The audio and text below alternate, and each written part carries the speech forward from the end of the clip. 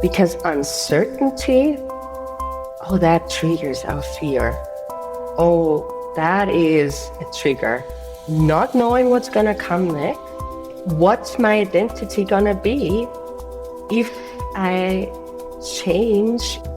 And to validate this feeling of, okay, there is something that needs my attention, calms the nervous system down. Name it to tame it in a way, right? We have this resilience. We have this, we're living a purposeful life. We're working purposefully. It doesn't only benefit our mental health, it really benefits our physical health as well. We were so impressed by these studies that have actually shown that when people are aligned with their purpose in life and at work, they live longer.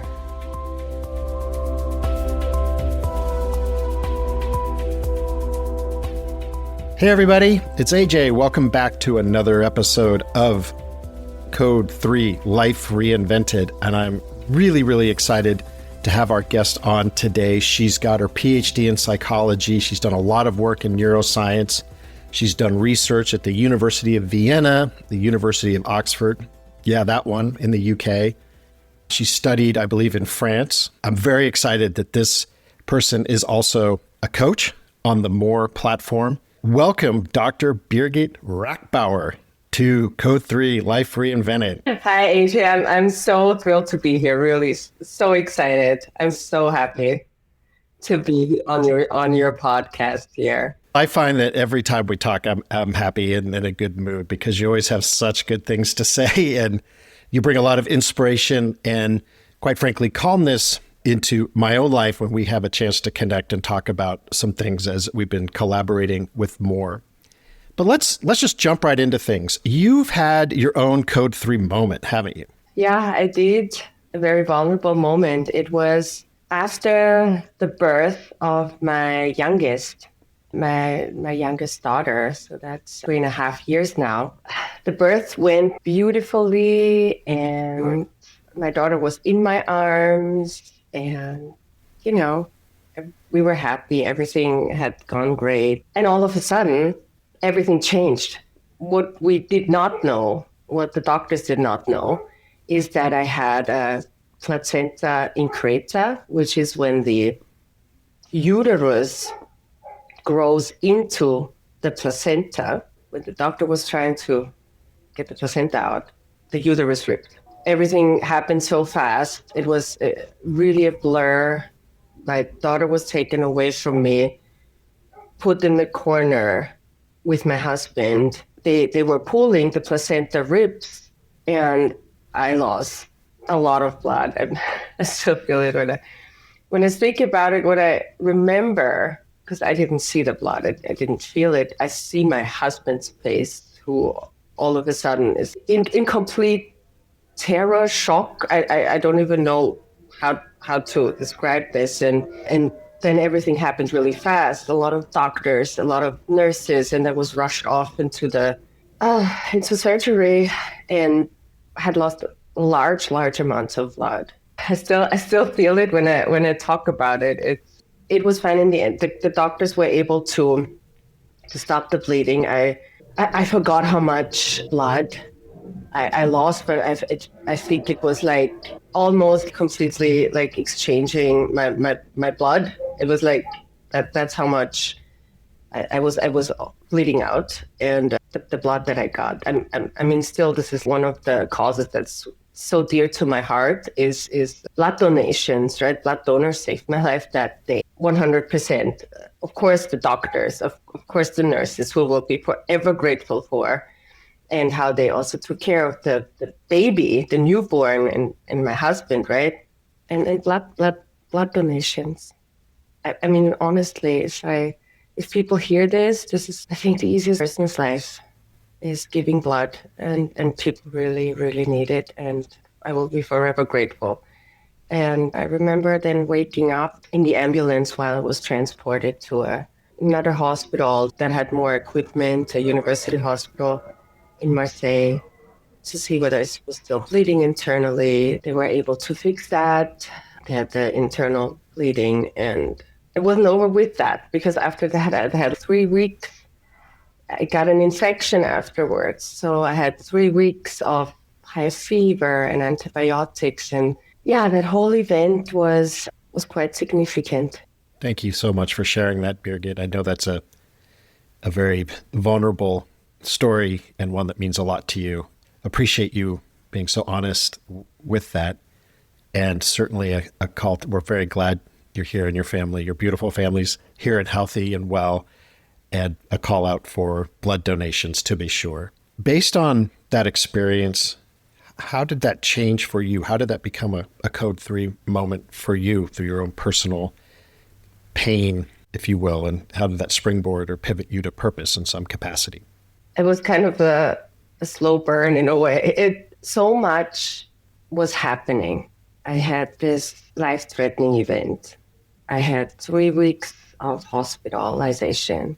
I had a long period where I still had to recover while we had the baby and 2 other kids.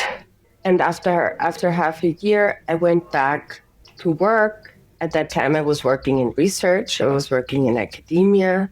And I love research, right? I love the brain, neuroscience, and connection, and the brain, and studying how empathy and prosocial behavior and social cohesion and what happens in the brain, right? That was always my purpose. It was always my thing. It was always my passion and what got me excited. And I realized at the same time, this is not right for me anymore. But for a long time, I was resisting change. I want to say my purpose has stayed the same. Bring neuroscience and connection, the brain and connection, what happens in the brain, how can our brain support a healthy life, a healthy social life, our alignment in work, our authenticity, our confidence, that's still there. But the system I was in was not for me anymore, because I wanted to have impact directly on people, to support people with the knowledge I had, the neuroscience knowledge with the psychology knowledge I had. And academia wasn't right for me anymore. But I was resisting that change. Like, this was my identity. And I think that often when we resist change, has a lot to do with identity, has a lot to do with values. I loved generating knowledge, right? With my research. I loved doing that. It was a big value of mine. It was an identity that I had built that was so ingrained. It wasn't just work. It was part of my identity. And that was hard to let go of. And you've made a change, right? And now you're a coach, right? And obviously coaching with the More community. And this is, I think, a wonderful springboard that I was hoping to talk about with you, is around our resistance to change and our ability to manage fear and understand fear. You created a fun workshop for our members around hijacking the amygdala. And I want to see if we could spend a moment and talk about that. Like, when we think about high achievers, accomplished professionals, I think you've hit on it a bit from a very personal angle. Like, why do we resist change? How do we move through it? What is the role of fear and the amygdala? Why does it get in the way when we want to transform or move to another place in our lives? Part of the limbic area of the brain, and that's an area that's beneath the neocortex. So cortical, so beneath the neocortex, we have this limbic structure where the amygdala is part of it. And this structure is particularly involved in processing emotions, saliency, right? Of course, not alone responsible for it, but heavily involved in it. And the amygdala specifically is heavily involved in processing emotional stimuli and extremely prominently known for the processing of threats that we perceive in our environment, and fear. While it doesn't only do fear, it responds very, very strongly to threat signals, right? This structure is one of the older structures in our, like phylogenetically, one of the older structures in our brain. and has an important function for our survival. And if we want to like make it very cartoonish and we say, okay, let's think about the early humans who were living outside, hunting, gathering, making sure that the group was safe and the fire was safe and all that. So very cartoonish and very simplistic. If we see the role of the amygdala there in responding to threats, it's okay. We detect there's a danger to safety here, like an actual danger to safety, right? And it's important to have that because it's important to react to that. Sometimes gets hijacked, even still now in our modern days. The threat can be, of course, to our safety. It can be a threat to our identity as well. It can be a threat to our values. It can be a threat to our status, right? That hits us. And this threat signal in the amygdala will be like, okay, guys, I have detected a threat. I'm taking over. We are reacting to this. And the moment the amygdala does that, it kind of sends out these guys into the whole brain. It takes over, right? It hijacks the brain in a way. Hijack is a negative word because I think what the amygdala is really trying to do is to keep us safe. The brain is going into protect mode. And in protect mode, we have three options. We can fight the threat, we can run away, or we freeze.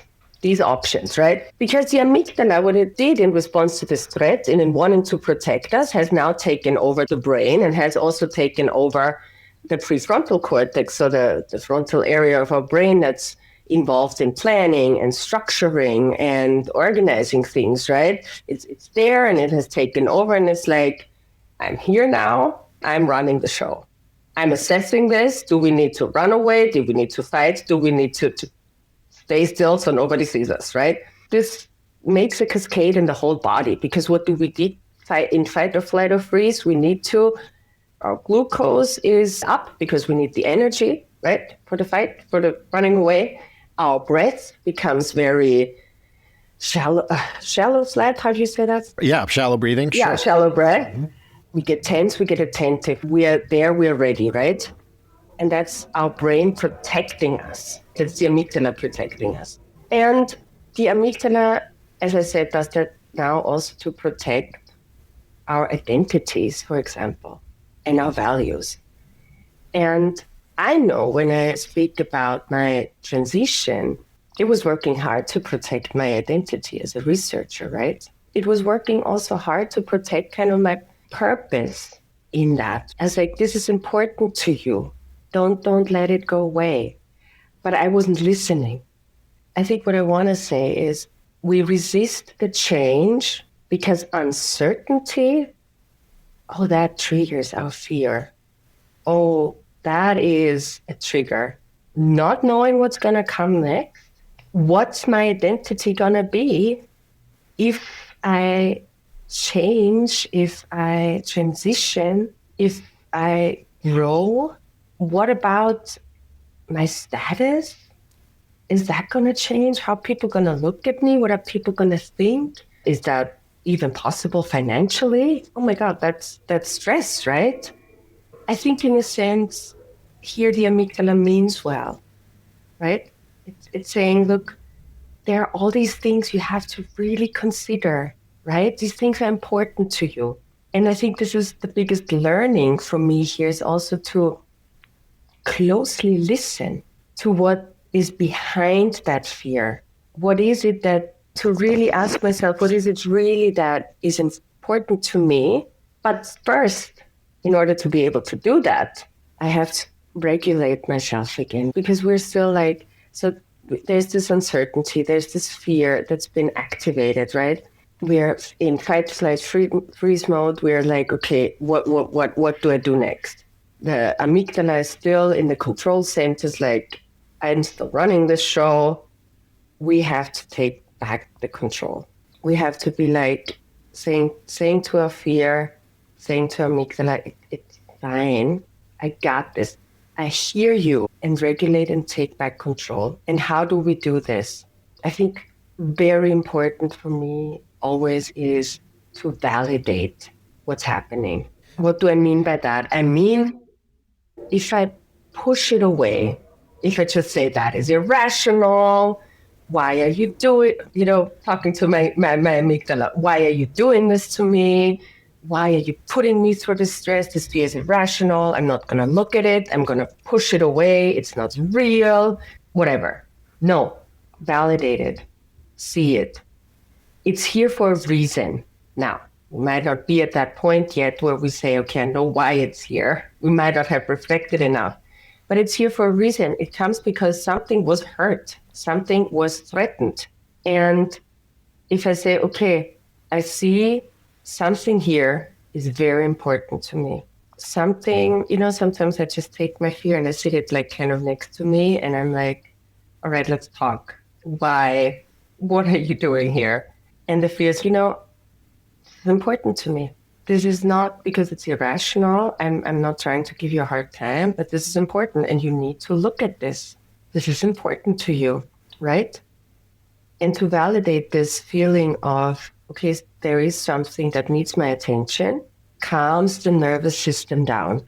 Name it to tame it in a way, right? I like that. I just have to jump in. Name it to tame it.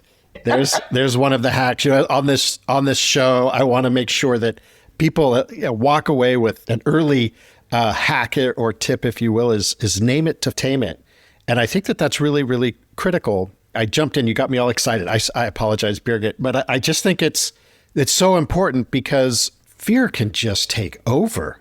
And all the things you talked about, the glucose up, the shallow breathing, the tension in my chest cavity, the cold sweats, stress just fires through my body. Cortisol is spiking. And like, what is happening? And I like to say, and maybe you'll want to kick me in the shins for this one, but fear is our friend, but fear can be a liar. And fear can get in the way of us taking the steps that we need to take for ourselves in whatever capacity that is. Yes, I'm not advocating for reckless behavior, but I am suggesting that there may be times you want to name it to tame it and have a look at that fear, put it on the side, have a conversation with it and say, okay, is this rational? What is truly the worst thing that could happen to me? So for me, one of my little hacks is asking that question.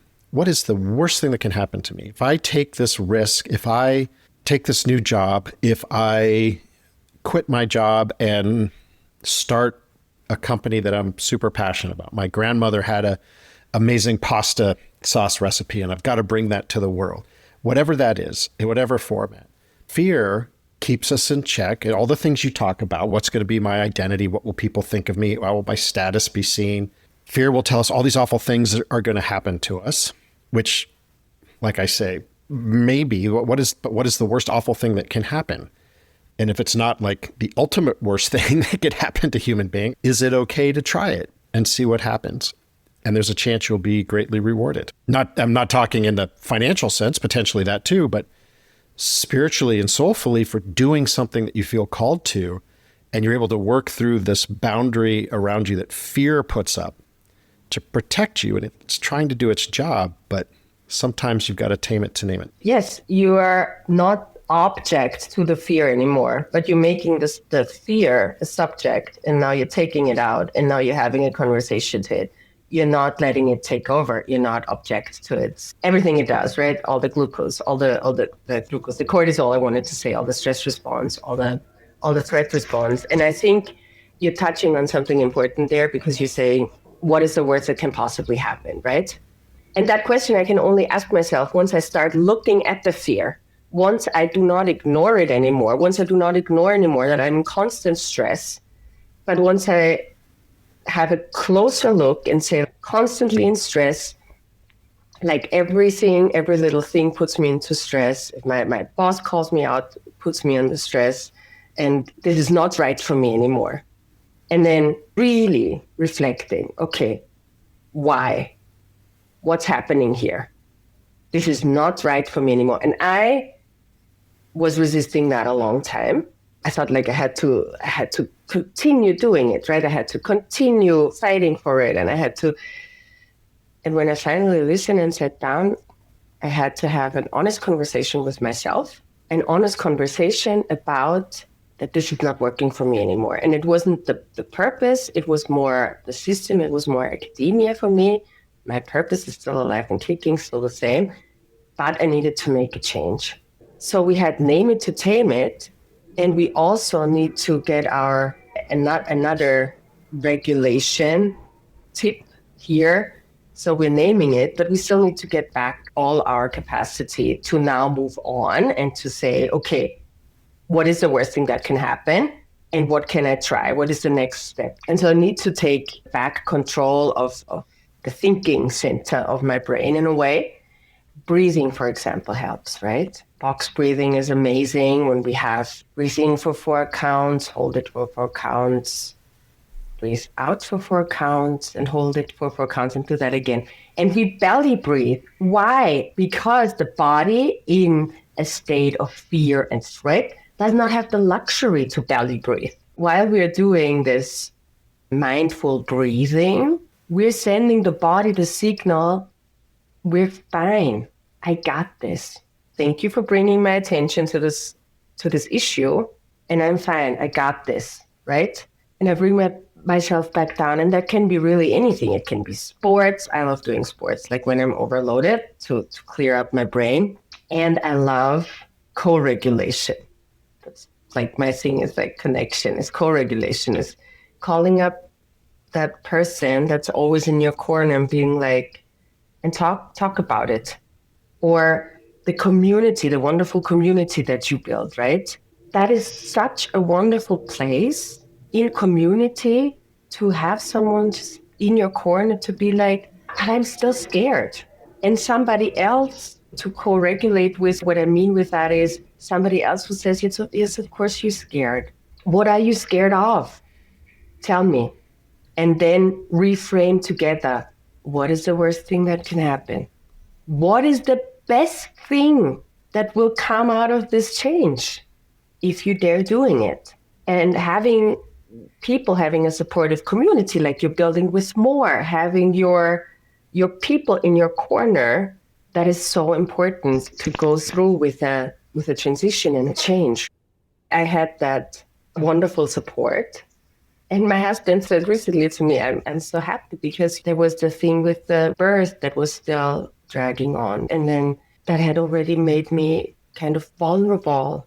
And I think that vulnerability allowed for me to kind of to see more strongly that the system wasn't fitting anymore. There were so many times when you were in self-doubt.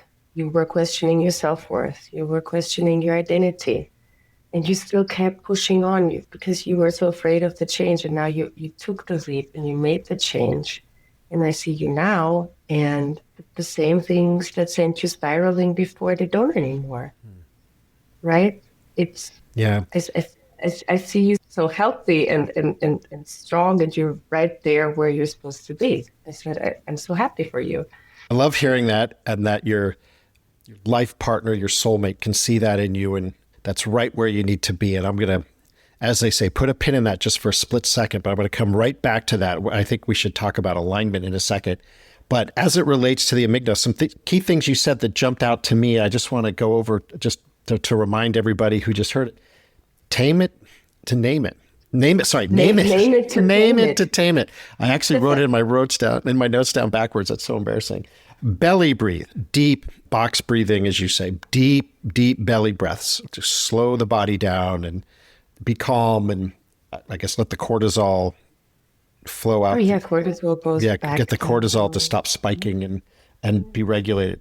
Community to co-regulate, you said. Find the support of others. Subtle pitch for more, and what we're doing with the more platforms is we're building a community. I'm sincere here. It's the community. It's the connection the connection with others who can help you go through that, and you can speak it out loud and put it in its place. And ultimately, that framing question: what is the worst that could happen to me? What is the worst? I don't want to spend too much time on it because I want to get to alignment and being right where you need to be, but just ask yourself that question. If you are feeling stuck, your career status quo feels like status no, you are uninspired, you're burnout, you're fried, there are other things out there, but you feel your fear is kicking in and why I can't make that change my identity, my status, my earnings power, my whatever it is. If you put all that on the side and just ask yourself, if I do this other thing, what is the worst thing? Maybe I lose time. Maybe I meet some new people. Maybe I have this great experience. Maybe I experience untold joy and rewards in material and soulful ways. I don't know. I think that's always a great reflection. Just really, and be radically honest with yourself. What is the worst that could happen? Okay. Yeah, and it's a reframe. It's a reframe. And reframing. Yeah. The whole thing. Yeah. And what's really and looking at it's really the worst thing that can happen. What's the worst thing that can happen? So let's go back. You said you're right where you need to be.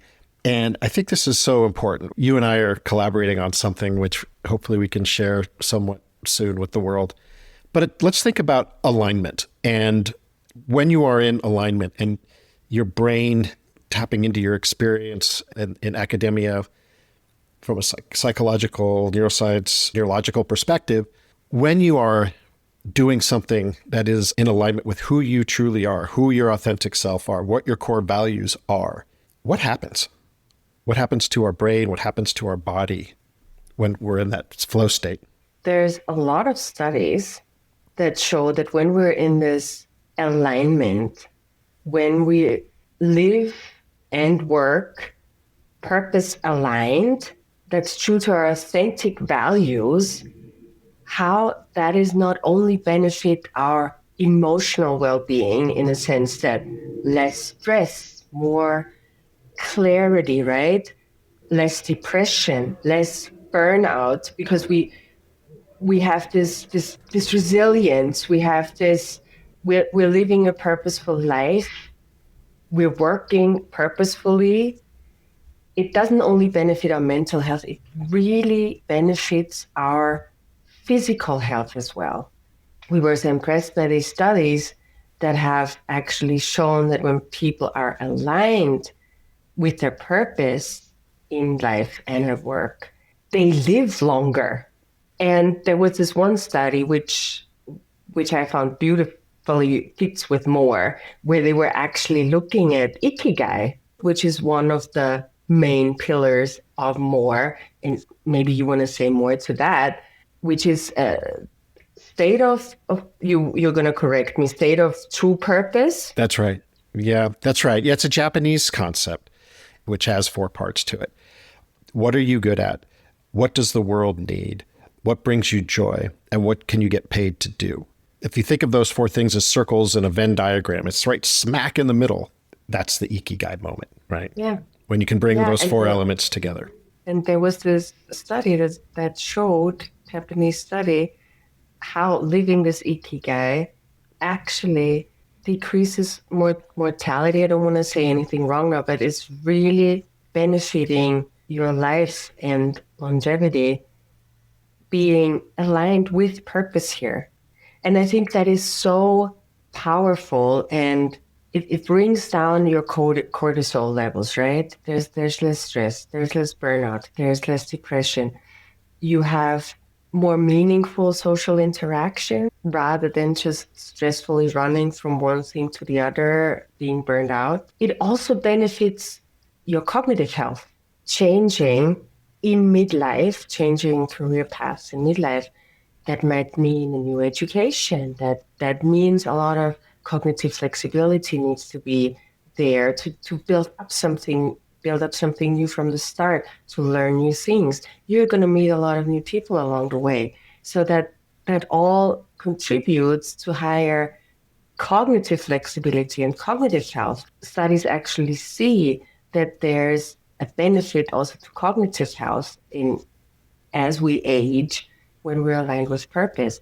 So I think it really benefits not only the brain, but like your whole physical health is positively influenced by being in alignment. It's so absolutely true. And you and I are going to have a lot more to say about this in the future. But I think this is a nice sneak peek. And As you're talking, I think about myself and what happened to me. I'm a 2-time widowmaker heart attack survivor. At what cost are you going to put yourself through burnout, depression, feeling completely misaligned with your life/career, right? Like it has untold effects on our minds, our bodies, our soothing behaviors, things that we might do to regulate some of that pain, which leads to some unfortunate decisions around what we ingest, what we drink, how much we drink, stuff like that. When I see people or hear people who are like, I'm miserable, stop. There's just no cost. Everything can get figured out. If it's an earnings issue, you've got to make X number of dollars. I get it. We all need to pay the bills, but there are other ways to do things. There really are. You have to go probably back to square one of this conversation and work your way through some of the fear elements that, and your amygdala, who's going to try to keep you in this place to protect you. It's the known. You have a known job, a known title, a known and reliable income stream, whatever it is. But if you're suffering, like, do not let it lead to the crisis that I had to survive. It is not worth it under any circumstance, in my humble opinion. There are two things that I want to touch upon quickly. The one thing is, you said that how do you soothe yourself in a job that is not aligned with purpose, right? Is there maybe more drinking? Is there more unhealthy behavior as such? So the reasons of why purpose, being in purpose and aligned with purpose might be so beneficial to health is also what you're saying. Once I am aligned in my purpose, for that, I need to be reflected. I need to listen to myself. I need to listen to my body. And the moment I do that, I might also become aware that, hey, I want to also live a healthy life because I'm reflected, because I know what's good for me and I know what's not good for me. And I've said goodbye to what's not good for me. Doing more sports, right? Engaging in genuine social connections, eating healthier maybe. So that might go hand in hand with people who are choosing a more purposeful career, saying also, I commit to also choosing a more purposeful life and I'm taking care of myself here. That's the one thing. And the other thing, I do want to say that getting to the point where you can really be radically honest with yourself and to take that step of change and transition, there might be a journey you have to go through. In my case, I had to grieve my identity as a researcher as well, right? And that was fine because it was an important part of my life. And parts of me always loved that identity, right? And I didn't just want to discard it. There was a part of me that grieved leaving behind this life, leaving behind being in that system, leaving behind doing that exact work, right? Doesn't mean that, as I said before, I'm not where I'm supposed to be. It just means that that part of me was important and I will always cherish that. Yes, there might be a journey to go through. And yeah, as we said, if there's a community that can support that, if you have a partner that can support that, that's wonderful. For me, of course, together with that Code 3 event, I had to do my own healing for that because you're kind of brushing that over and, not looking at it and didn't know why am I so vulnerable and pushing it all away. As you say, we don't want to look at that because we're resisting the change. And once I was free to change, once I was like, okay, no, this is happening. I really have to change. Once I was brave enough, I found the courage. I was also ready to heal. I want to ask you, what is one truth about fulfillment or success that needs to be told more often? What it boils down to is to be courageous enough to really listen to yourself. There might be a lot of red flags in everyday life where you see that there's too much stress. It's like overpowers my brain way too often. I way too often get in this alert state of something's wrong. And it's courageous enough to start listening to what your body tells you, to say it's enough. Courageous enough to say, I'm really truly listening to my body and myself. I'm really truly seeing that my body, my mind can't support this anymore. Courageous enough to take that next step, to take that step into change. The courage to listen to ourselves. And with ourselves, I mean really our body, our mind, our whole being. I love that. That resonated with me deeply. It takes a ton of courage to truly listen, to take off all the masks that we wear, to remove the shrouds of expectations that are around us, to pause and have compassion for ourselves as human beings, to choose us, to choose myself, to listen to me, to let my inner self tell me and share with me what's really going on and where my passions lie and where my core values really are centered. You're right. Courage is a really good way to say that, to listen to yourself and be radically honest with yourself. Allow yourself that moment to be really, really radically honest with what's going on and what you really, really want out of life. We've covered so much ground today. Bringing this home, you've provided a number of ideas about how to manage the amygdala and calm yourself down and work your way through fear. But I want to make sure that when we wrap up this conversation, feel like they have one idea. If they're facing a crossroads, maybe they lost a job and they're thinking, hey, maybe this is a chance I do something new, get out of that old career and venture into the unknown a bit. Or maybe there was a change where they work and they don't like the direction of the organization. Maybe they lost a loved one, which prompted them to open their eyes about where they are in life. Their arrival at the crossroads happened. They're there. What's one idea you want them to take away and implement that they can use today when they stop listening to this podcast? For me, it's really so important to really listen to yourself, to really be courageous, radically honest with yourself and be like, what do I really want? What do I really want my life to look like? And then there will be pain and there may be grief of leaving behind an identity, of leaving behind a job, a system. But to step into the uncertainty, find support, and courageously move in the direction of your true purpose. Beautiful words. Thank you. It's true. I think just listen to yourself, be radically honest, have that courage, have that compassion with your inner self to have a voice. You don't have to do it all alone. No, please. Get your support network exactly in the loop. Yes. Don't suffer in silence if that's what you realize alone. You're doing. Do not do that. Do not feel lonely. Do not feel isolated. Do not feel stuck and trapped. Do some of the steps that Birgit has talked about on this call as it relates to the fear, the amygdala, listening to yourself, having that courage. Some really wonderful wisdom. Thank you so much, Dr. Rauchbauer, for joining Code 3 Life Reinvented podcast. I think this was a great conversation, and I hope you, the listeners, were able to take something away here, some actionable advice, some tools, some tips to understand the amygdala and what it might be doing to you, how to manage it when it does seem to be taking over, that fear response seems to be taking over your whole body and your nervous system, and some ways to think about alignment and how to get there, why it's important.